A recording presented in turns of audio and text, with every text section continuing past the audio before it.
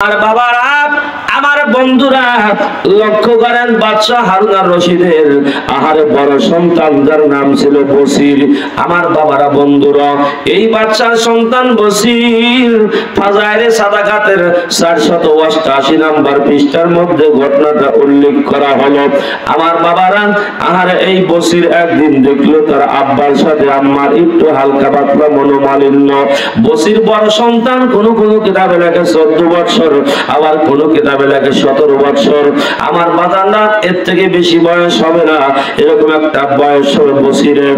এবার তখন এই বসির কি করলো আমার বাবারা, একদিন আহারে সকাল বেলায় একটা সালার শর্ট পাপত পুরাতন একটা কম্বল, পাতলা কম্বল পরিধান করিয়া আর একটা কম্বল গায়ে দিয়া এবার তখন বসির একটা মাটিয়া ঘটি আর একটা কোরআন শরীফ একটা জায়নামাজ এই তিনটা জিনিস বাবার দরবার থেকে নিয়ে এবার বসির যখন মার দরজায় গিয়ে দাঁড়ায়, মাকে ডাকতে বলছেন, মা ও মা আমার তো আর ভালো লাগে না, আমি তোমাদের বাসায় থাকবো না মা, তোমরা আমাকে বিদায় দিয়ে দাও, আমার দুঃসব যেদিকে চায় আমি ওই দিক চলে যাব, এমন সাহন সৈকত আর আমার জীবনে ভালো লাগে না।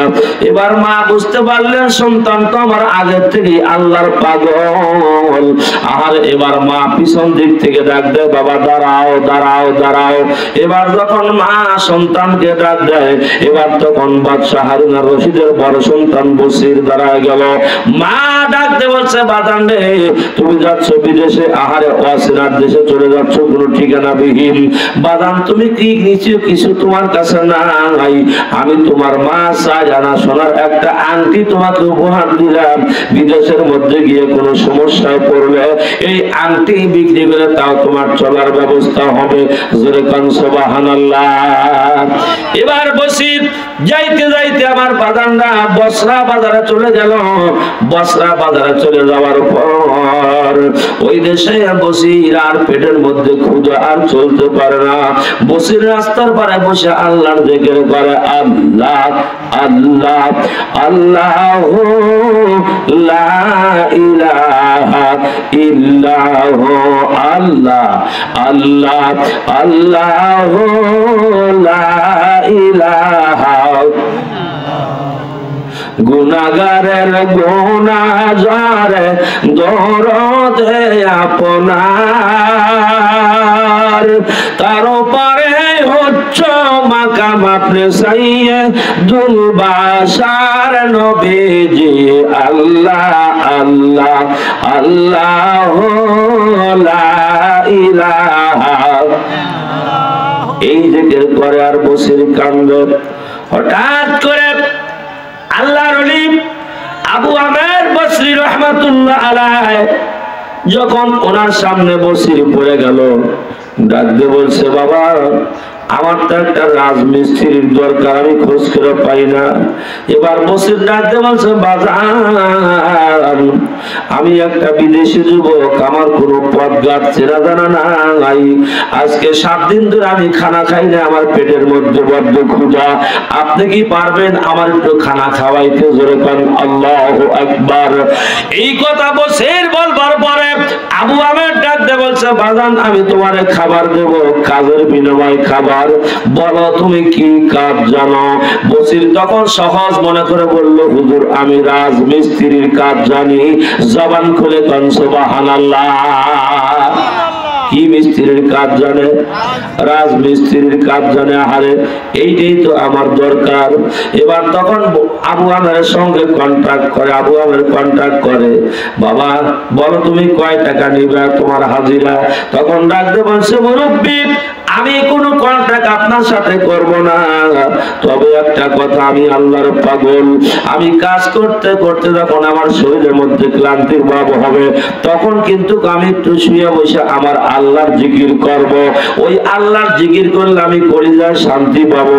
আর যখন নামাজ রক্ত হবে, আযান হওয়ার সঙ্গে সঙ্গে কাজ বন্ধ, তখন কিন্তু আমি ধীরস্থির ভাবে আমার আল্লাহর ইবাদত করব। এরপরে বলেন আপনি কয় টাকা দিবেন? এবার তখন তাদের সঙ্গে একটা কন্ট্রাক্ট করে মাত্র 1 দিরহাম দিবে, একদিন কাজের বিনিময়। বসিরকে নিয়ে কাজে লাগাই দিল। এবার তখন বসির কাজ শুরু করে দিল। সন্ধ্যার পাককালে লক্ষ্য করে দেখতেছে বসির একাই 10টা মিস্ত্রি সমান কাজ করে আগাইছে। সুবহানাল্লাহ। কয় মিস্ত্রি সমান কাজ করছে?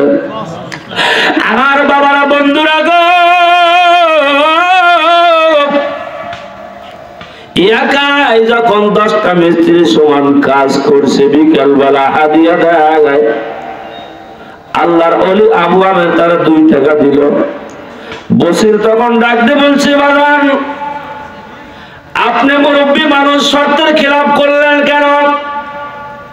আপনার সাথে আমার কথা, 1 টাকা দিবেন কেন? আপনি আমার 2 টাকা দেন, টাকার লোভ দেখান। এবার তখন ডাকতে বলছে, বাজান তুমি ভালো কাজ করছো তাই বলে না, আমি আপনার কাজ করব না, কারণ আপনি আমার টাকার লোভ দেখাচ্ছেন। এই টাকার লোভে বললে আমার খোদা প্রাপ্তির পথ ভুল হয়ে যেতে পারে।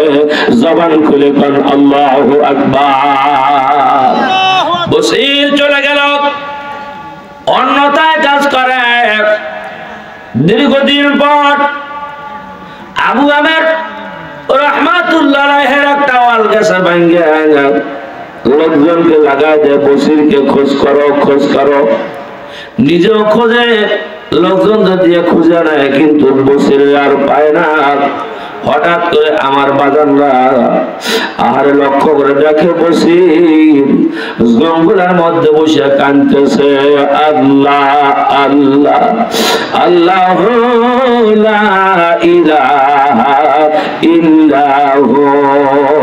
জবান খুলে কোন সুবহানাল্লাহ।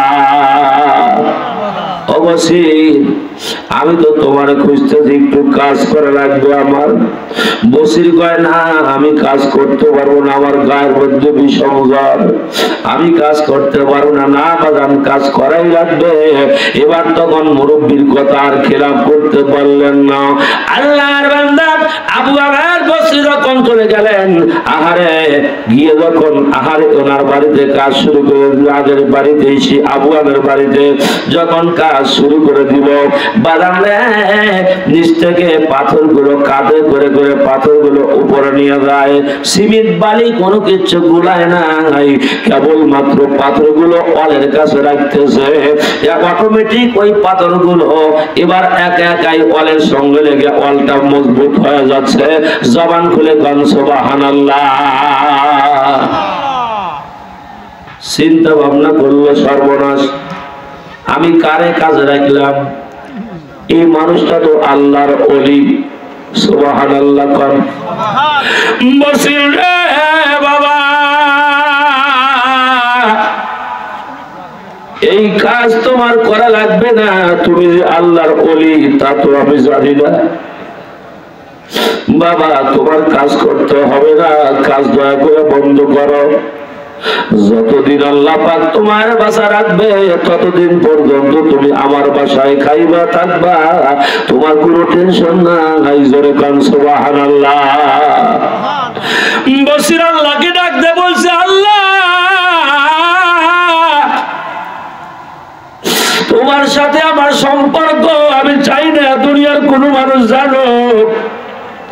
মাবুদ রে, তোমার আমার ভালোবাসার খবর এখন মানুষ জেনে গেল, এটা তো আমি চাই নাই। আল্লাহ আমি আর দুনিয়ায় থাকবো না, আল্লাহ দয়া করে তোমার কাছে তুমি আমারে নিয়ে যাও। জবান খুলে কোন সুবহানাল্লাহ। आशिकू का क्या मजा है, माशिकू से पहुंचियो, शाहे गुल का क्या मजा है, बुलबुलों से पहुंचियो। जबान खुले कौन सुबहानल्लाह। अरे दुनिया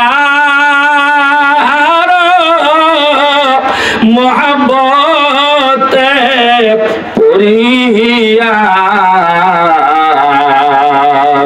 আল্লাহ নবীর ইয়াদ গেলাম বলিয়া জবান খুলে কোন কথা ঠিক কিনা। আসুন আমার বাজানরা, আল্লাহ ওলি পাথর নিয়ে ওয়ালের কাছে রাখলেন আর ওয়ালের সাথে পাথর লেগে গেল। এইটা অনেক ওয়াহাবি খারজি কিন্তু এইটা মানতে চাবে না, যারা ওলি আল্লাহ বিশ্বাস করে না। জোরে কোন কথা ঠিক কিনা। আমি তথাকথিত ওই সমস্ত আমার ভাইদেরকে বলতে চাই, তুমি তাকাও বাবা খাজা খান জাহান আলীর জীবনী খোলো। খান জাহান আলী যিনি খুলনার জমিনে বাগেরহাটে শুয়ে আছেন, এই খান জাহান আলী রহমাতুল্লাহ আলাইহি মসজিদ বানাবেন। উনি যখন চট্টগ্রাম চলে গেলেন, চট্টগ্রাম ঘুরতে ঘুরতে দেখে বড় বড় পাথর। এবার তখন পাথরগুলো আস্তে করে পানির মধ্যে নামা যায়। উপস্থিত লোকজন জিজ্ঞেস করলো, হুজুর আপনি এত কষ্ট করে পাথর পানিতে নামাচ্ছেন, ব্যাপারটা বুঝলাম না। কয় হ্যাঁ, এই পাথরগুলো আমার দরকার। আমি খান জাহান আলী আমার খুলনার জমিনে মসজিদ বানাবো। এই পাথরগুলোর যা তোরা বসে বসে আমার ঘাটে চলে যা। জবান খুলে কোন সুবহানাল্লাহ, আরো জোরে কোন সুবহানাল্লাহ। আমার বাবারা বন্ধুরা, যান আপনি খুলনা বাগেরহাটে, আল্লাহ পাক আমারে সেখানে নিয়েছে। সহবরাদের এক সপ্তাহে গিয়েছিলাম, 3 দিনের সফরে গেলাম। আহারে বাবা খান জাহান আলী যে মসজিদ বানাইছে বাজার, ওই মসজিদের মধ্যে দাঁড়ায় নামাজ আদায় করলে কলিজা শিথিল হয়। জোরে কোন সুবহানাল্লাহ। আমি প্রোগ্রাম করতাম আশেপাশে, কিন্তু রাত্রি বেলায় এসে আমি ওই মসজিদে যাপন করতাম, কারণ এই মসজিদে আমি লক্ষ্য করলাম অনেক জিনেরা পর্যন্ত ওই মসজিদে রাত্রে ইবাদত করে। জবান খুলে কোন সুবহানাল্লাহ। আমার বাজানরা বন্ধুরা, এটা হলো আল্লাহর ওলির কারামত। জোরে কোন কথা ঠিক কিনা। শুধু কি তাই না মুসলমান, এই বাংলার জমিনে সিরাজগঞ্জের জমিনে খাজা বাবা এনায়তপুরী রহমাতুল্লাহ আলাইহি আছে না নাই? এনায়তপুরী বিশ্বাস আছে না নাই? আমার বাবারা, ভারতের জমিনে ওনার অনেকগুলো খলিফা, তার মধ্যে একজন খলিফা যার নাম নূর মোহাম্মদ উদলকুরি। বঙ্গাইগা আমার বাদানরা, আহারে বঙ্গাইগা থেকে যাইতে হয়, রাখালডুবি থেকে নয়, সাপাকুড়ি নামে একটা জায়গা আছে। ওই সাপাকুড়ি থেকে সোজা উত্তর দিকে যাওয়া লাগে, অথবা রাখালডুবির আগ থেকে একটা জায়গা নতুন দরবার খোলা হয়েছে যেখানে, ওখানে যাইতে হয় দরকিনামারি নামে একটা জায়গা। ওই দরবারে যিনি বর্তমান গদ্দিনিসেন ওনার নাম আমার বন্ধু আহারে মুফতি জানি আলম সাহেব। ওই দরবারের একজন খাদেম, ওই দরবারের একজন বর্তমান গদ্দিনিসেন। আমার বাবারা বন্ধুরা রে, এবার লক্ষ্য করেন, ওই জানি আলমের যিনি দাদা ছিলেন, উনি খাজা এনায়তপুরীর হাতের মুরিদ ছিল এবং তার খেলাফতপ্রাপ্ত খলিফা নূর মোহাম্মদ উদলকুরি। আমার বাবারা, উদলকুরির জমিনে যাকে দাফন করা হয়েছিল আই নদীর পাশে একটা নদী আছে, নাম হলো আই নদী। এই আই নদী অনেকটা বড় নদী, খুব তুখার নদী, স্রোতের নদী।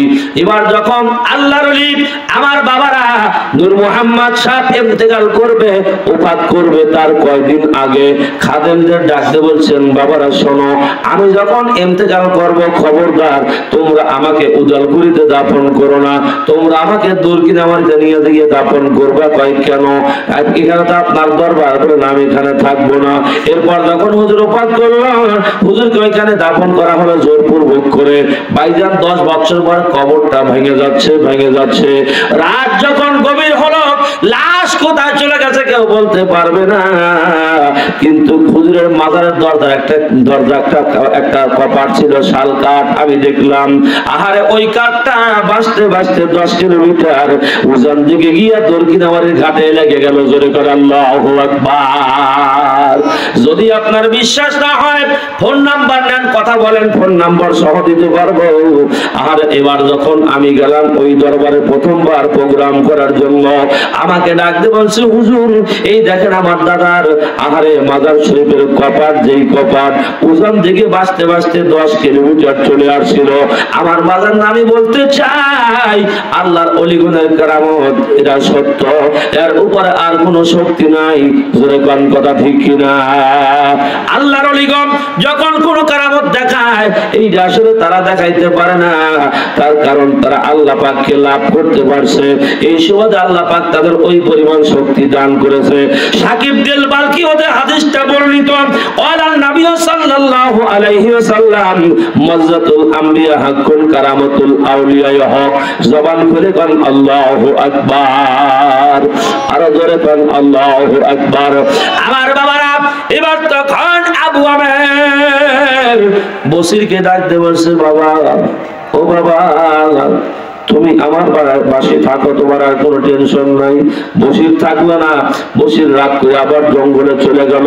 এবার বসিরকে আর খুঁজে খুঁজে পায় না। আহারে পরের দিন খোঁজ করতে করতে গেলে দেখা যাচ্ছে বসির একটা পাহাড়ের পদদেশে, আমার বাইরে বন্ধুরা, বালিশ নাই, বিছানা নাই, সুন্দর জমিনটাকে বিছনা বানায়া বসির শুয়ে আছে। জোরে করে আল্লাহু আকবার। আল্লাহর ওলি আবু আমের চলে গেল, বসির, ও বসির, বাবা তুমি কেন আমার বাসা ছেড়ে এখানে আসছো? বাবা তুমি দয়া করে বাসায় চলো।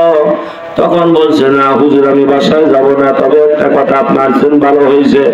হুজুর গো, আমার গায়ে যেই পরিমাণে জ্বর, তাতে মনে হয় আমি আর বাঁচবো না। জবান করে কোন সুবহানাল্লাহ। বাবা গো,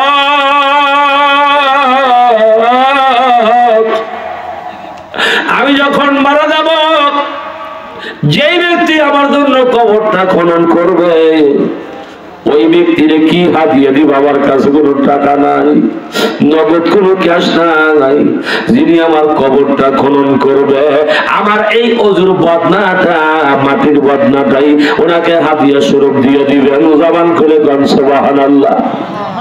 হুজুর, মানুষ মারা গেলে আপনার তারা নতুন কাপড় দেন। আমি একজন বিদেশি মানুষ, আমার কোনো টাকা নাই, আমার কোনো পয়সা নাই, আমার এই পুরাতন কাপড়,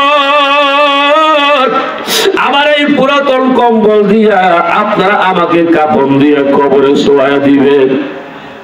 এই একটা কোরআন শরীফ আর এই আংটিটা আমি আপনার কাছে জমা রেখে গেলাম। আমাকে দাফন করবার পর এইগুলো আপনি নিয়ে বাদশাহ হারুন রশিদের কাছে জমা দিবেন, আর বলবেন বিদেশি একজন যুবক তোমাকে হাদিয়া দিয়েছে। যেরকম সুবহানাল্লাহ। আসার সময় বাদশাহ নামদারকে বলে দিবেন, সে যেন তার বিবির সাথে ভালো আচরণ করে, ভালো আচরণ করে, সে যেন দুনিয়া পাইয়া আখিরাত না ভুলে যায়। জবান করে কোন সুবহানাল্লাহ। আল্লাহুম্মা সাল্লি সাইয়্যিদানা মাওলানা ওয়া আলা আলি সাইয়্যিদিনা। আমার বাবারা, বন্ধুরা, এই কথা বলার পরে আবু আমের বসিরের গায়ে হাত দিয়ে দেখে বসির আর জগতে নাই। আল্লাহু আকবার। বসির মারা গেছে। আহারে, এবার তখন বসিরকে আবু আমের নিজ হাত দিয়ে গোসল দেয়। ওনার ওসিয়ত মোতাবেক কবরটা খনন করা হলো। কবরে নামায়, কোন দেশে তোর বাড়িতে বসির? মা নাই, বাবা নাই, আজকে বিদেশের বাড়িতে তোকে দাফন করে দিচ্ছি। মাত্র 6 দিন পর আবু আমের যখন আংটি কোরআন শরীফ নিয়ে বাদশাহ হারুন রশিদের দরবারে যায়, এবার ওই আংটির সেন্ট লেগে গেছে বাদশাহ হারুন রশিদের নাকে। জোরে কোন আল্লাহু আকবার। যতই আবু আমের বাদশার নিকটবর্তী হয়, ততই যেন বাবা সন্তানের সুগ্রাণ সংগ্রহ করে। আল্লাহু আকবার কর। আমার বাবারা, যেই মাত্র সন্তানের আংটি আর কোরআন শরীফ বাদশার কাছে হাদিয়া দেয়, বাদশা নামদার তখন হাদিয়া পাইয়া 2 সেকেন্ড পরে ছেড়ে দিয়ে কান্দে। জোরে কোন আল্লাহু আকবার।